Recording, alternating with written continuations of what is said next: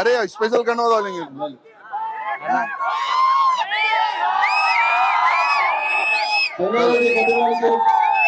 నియోజకవర్గానికి సంబంధించిన యువ నాయకుడు మిత్రుడు నరేంద్ర దేశపాండే గారిని పార్టీలోకి ఈరోజు స్వాగతపూర్వకంగా స్వాగతిస్తా ఉన్నాం. వారికి వారితో పాటు వచ్చిన మిత్ర బృందానికి అందరికీ కూడా స్వాగతం.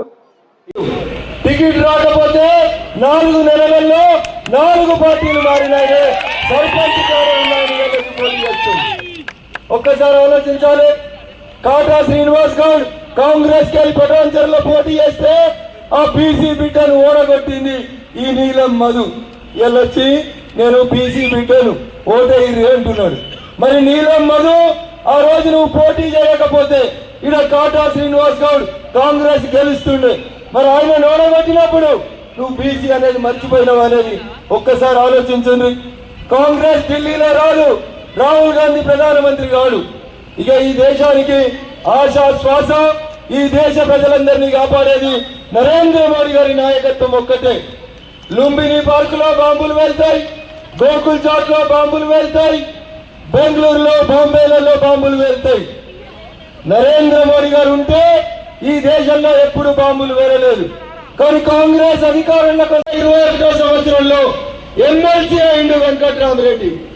ఈయనే తెల్లాపూర్ లో రింగ్ రోడ్ పక్కన ఉస్మాన్ నగర్ లో కొల్లూరులో 100 ఎకరాల భూములు కబ్జా చేసుకున్నటువంటి కలెక్టర్ భూ కబ్జాదారుడు వెంకట్రామరెడ్డి. కేసీఆర్ కాళ్ళు మొక్కితే 100 కోట్లు, హరీష్ రావు ఇంట్లో 100 కోట్లు పెట్టిండు, కేసీఆర్ ఇంట్లో 100 కోట్లు పెట్టిండు. ఇంకా 4 ఏళ్ళు ఆయనకు ఎమ్మెల్సీ పదవి ఉంది. నిజంగా వెంకట్రామరెడ్డికి ఈ మెదక్ జిల్లాకి సేవ చేయాలని ఉంటే 3 ఏళ్ళు మీరు ఎమ్మెల్సీ 3 రూపాయలు ఇవ్వలే. ఎంగిల్ చేతోడికి ఇలా కూడా కొట్టలే, కాకిని కూడా కొట్టలే. గసంటోడు వచ్చి ఇలా నేను మెదక్ జిల్లాని డెవలప్ చేస్తాను ముచ్చట్లు చెప్తా ఉన్నాడు. అందుకని దయచేసి ఆలోచించండి. కారు పని అయిపోయింది. ఇప్పుడు మనం కారు కోటేస్తే కేసీఆర్ కొత్తగా ముఖ్యమంత్రి అయ్యేది ఏం లేదు, హరీష్ రావుకి ఏం మంత్రి పదవి రాదు. అందుకని కారు లేచినా మీ రామసముద్రం చెరువు లేచినా ఒక भारत माता की, भारत माता की जय श्री राम, जय श्री राम। कैसे है सब लोग? ठीक है। आप सबको बताते हुए मुझे गर्व होता है कि आज मेदक पार्लियामेंट से जिस प्रकार से हमारे रघु भाई को प्रधानमंत्री मोदी जी ने आशीर्वाद देकर आपके बीच में भिजाया है। प्रधानमंत्री मोदी जी ने हमारे रघु भाई का काम देखा। जिस प्रकार से दुब्बागा की जनता ने उनको जिताकर विधानसभा भिजाया था और विधानसभा में हर बार केसीआर के पसीने छुटाने वाले हमारे रघु भाई। जितनी केसीआर ने गलती की थी उस गलती को जनता के सामने रखने वाले हमारे रघु भाई। प्रधानमंत्री मोदी जी ने देखा कि ऐसे प्रवक्ता को, ऐसे डायनामिक लीडर को हम नहीं छोड़ सकेंगे। ऐसा व्यक्ति हमें पार्लियामेंट में चाहिए। प्रधानमंत्री मोदी जी ने मेदक पार्लियामेंट से हमारे भैया को टिकट देकर भिजाया है। लेकिन मेदक की जनता से उन्होंने एक निवेदन किया है कि मेरी जो सेना है, प्रधानमंत्री मोदी जी का सपना है कि मेरी जो सेना है उस सेना में पार्लियामेंट का जो मेंबर है हमारे रघु भाई, आप लोग जिताकर उनके सेना में भेजे। ऐसा प्रधानमंत्री मोदी जी का सपना है। क्या उनके सपने को आप पूरा करेंगे? गेल्पिस्तर कदा अन्ना की मेदक पार्लियामेंट नुंची పంపిస్తారు కదా పార్లమెంట్ కి. మీరు ఒకవేళ సంకల్పం తీసుకుంటే 100% మన రఘు అన్నకి ఢిల్లీ వరకు మీరు పంపించవచ్చు. ఆ ఒక నమ్మకం నాకు కనబడుతుంది, ఆ ఒక నమ్మకం నాకు కనబడుతుంది. ఇవాళ మనం చూస్తున్నాం ఈ మెదక్ పార్లమెంట్ లో దాదాపు 3 పార్టీలో పోటీ ఉంది.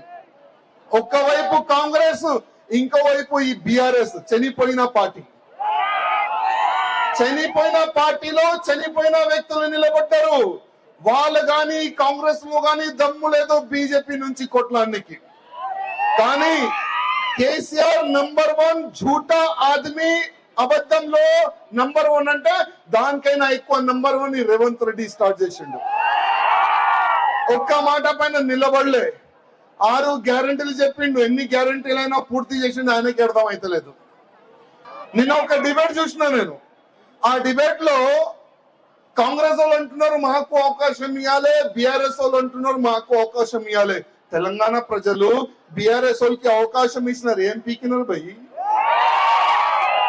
అరే బంగారు తెలంగాణ చేస్తామని తెలంగాణ ప్రజలకి మోసం చేసినారు కదా. బంగారు తెలంగాణ కాదు, అప్పుల తెలంగాణ చేసినారు మీరు. ఇవాళ తెలంగాణలో ఎవరు మంచుకున్నారు చెప్పండి? కేసీఆర్ వల్లనే ఇవాళ మన తెలంగాణ అప్పుల తెలంగాణ ఉంది. అయిపోయింది. ఇవాళ ప్రతి ఒక్క వ్యక్తి పైన అప్పు ఉంది, పుట్టపోయే బిడ్డ పైన అప్పు ఉంది, చనిపోయే ఒక వ్యక్తి పైన అప్పు ఉంది, చనిపోతే కూడా పాపం ఆయన పైన అప్పు ఉంది. ఆ విధంగా కేసీఆర్ గారు అప్పుల తెలంగాణ చేసిండు. కేసీఆర్ గారికి తెలంగాణ ప్రజలు పంపించేసినారు. ఈ జూటా మాట చెప్పి రేవంత్ వచ్చిండు, చాలా పెద్ద పెద్ద గ్యారెంటీలు తీసుకొని వచ్చిండు. అరే గ్యారెంటీలు అయితే తీసుకొని వచ్చిండు, డబ్బులు కూడా తీసుకొని వస్తారేమో అని అనుకున్నారు తెలంగాణ ప్రజలు. సోనియా గాంధీ, రాహుల్ గాంధీ ఇట్లీ నుంచి డబ్బులు పంపిస్తారేమో అని అనుకున్నారు. కానీ ఈయన గెలిచిన తర్వాత నా దగ్గర బాగా డబ్బులు ఉన్నాయి, గవర్నమెంట్ దగ్గర బాగా డబ్బులు ఉండొచ్చు. గెలిచిన తర్వాత చూస్తే 0 అకౌంట్, డబ్బులు లేదు. సోనియా గాంధీ దగ్గర పోయినంట పాపం, అమ్మా డబ్బులు లేదు, నేను ఏదేదో చెప్పేసిన 6 గ్యారెంటీలు. సోనియా గాంధీ చెప్పిందంట, నువ్వు చెప్పినావు కదా నువ్వే చూసుకో. ఇప్పుడు పాపం ఈ ఎలక్షన్ తర్వాత ఏమైతుంది ఆయనకే తెలియదు. కానీ ఇవాళ ఇది స్టేట్ ఎలక్షన్ కాదు, ఇది సెంట్రల్ ఎలక్షన్. ఇవాళ భారతదేశంలో ఎట్లాంటి ప్రధానమంత్రి కావాలి అది మీరు అనుకోవాలి. రాహుల్ గాంధీ ఎట్లాంటి పప్పు ప్రధానమంత్రి కావాలా, లేక మన్మోహన్ సింగ్ ఒకప్పుడు ప్రధానమంత్రి ఉండే రిమోట్ కంట్రోల్ నడిచేది అట్లాంటి ప్రధానమంత్రి కావాలా, లేక పాకిస్తాన్ లో ఘుసాంచి సర్జికల్ స్ట్రైక్ చేసే అట్లాంటి ప్రధానమంత్రి మోదీ గారు కావాలా, అది మీరు ఒక్కసారి ఆలోచన చెయ్యాలి. కానీ ఒక్క మాట మీరు యాద పెట్టుకోండి, 400 పార్ అని ఒక స్లోగన్ తీసుకొని మోదీ గారు ముందుకెళ్తున్నారు. దానికి ఎవ్వరు కూడా ఆపలేరు, ఎవ్వరికి దమ్ము లేదు. నేను ఛాలెంజ్ చేస్తున్నా, మోదీ గారు 3వ సారి కూడా ప్రధానమంత్రి అవుతున్నారు, అది నేను ఛాలెంజ్ చేస్తున్నా. కానీ మోదీ గారు ప్రధానమంత్రి 100% అవుతారు. కానీ మన మెదక్ నుంచి కూడా మీకు కూడా గర్వం పడవాలి, మేము కూడా రఘుబాయికి గెలిపించి పంపిస్తున్నాం అని మీరు కూడా ఒక సంకల్పం తీసుకోవాలని నేను మీ అందరికీ కోరుతున్నాను. అదే విధంగా ఇవాళ బీఆర్ఎస్ వాళ్ళు, కాంగ్రెస్ వాళ్ళు అంటున్నారు మాకు అవకాశం ఇవ్వాలి. మీకు అవకాశం అంటే ఒకప్పుడు కాంగ్రెస్ వాళ్ళకి అవకాశం ఇస్తే ఇదే ఎంఐఎం వాళ్ళకి అంటే ఇదే పాములకి పాల తాగిపిచ్చి ఇంత పెద్ద చేసినారు మీరు. మళ్ళా మీ గవర్నమెంట్ పోయింది, ఈ కేసీఆర్ వచ్చిండు, కేసీఆర్ ఏదో చేస్తారనుకున్నాం, కానీ అయినా కూడా వీళ్ళకి పాలే తాగిపించిండు, మళ్ళా పెద్దగా చేసిండు. మళ్ళా వీళ్ళు అంటే ఎంఐఎంఓలో ఒక అలవాట, గవర్నమెంట్ చేంజ్ అయితే అయ్యా చేంజ్ చేసుకుంటారు వీళ్ళు. అప్పుడు కేసీఆర్ కి అబ్బా అబ్బా అనుకున్నారు, ఇప్పుడు కేసీఆర్ పోయిండు, ఇప్పుడు రేవంత్ రెడ్డికి అబ్బా మీరేమా నాన్న అంటున్నారు వీళ్ళు. అంటే ఒకవేళ నెక్స్ట్ తెలంగాణలో బీజేపీ గవర్నమెంట్ వస్తే మళ్ళీ మా నాన్న చేంజ్ చేయాలి. ఇప్పుడు మేము బీజేపీ వాళ్ళకి అబ్బా అనాలి. కానీ ఒక్క మాట యాద పెట్టుకోండి, అసదుద్దీన్ ఓవైసీ, నువ్వు వాళ్ళ కాళ్ళు పట్టుకున్నావు, వీళ్ళు కాటుకున్నావు, మా దగ్గర వస్తే తొక్కేస్తాం బిడ్డ.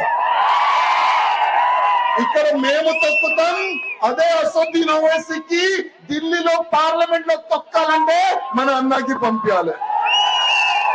ఎందుకంటే ఇక్కడ మన అసెంబ్లీలో అక్బరుద్దీన్ ఓవైసీ నోరు మూసిన మన రఘుబాయ్, అక్కడ కూడా అసదుద్దీన్ ఓవైసీ నోరు మూయాలంటే మన రఘుబాయికి పంపించాలని నేను మీ అందరికీ దండం పెడుతున్నాను. ఇవాళ మనం చూస్తున్నాం మీరు ఏదైనా ఒక నేషనల్ మీడియా ఓపెన్ చేసి చూడండి, చాలా వరకు పెద్ద పెద్ద లీడర్లు, ఈ సల్మాన్ ఖుర్షిద్ అని కాంగ్రెస్ ఒక సీనియర్ లీడర్, బుద్ధి లేని లీడర్, కానీ ఆయన అన్న కూతురు సమాజ్వాదీ పార్టీ క్యాండిడేట్. ఆమె ఏం చెప్తుంది తెలుసా? ఓటు జిహాద్ కరో అంటే, జిహాద్ అంటే ఒక యుద్ధం చేయాలంట. రెచ్చగొడుతుంది పబ్లిక్ కి.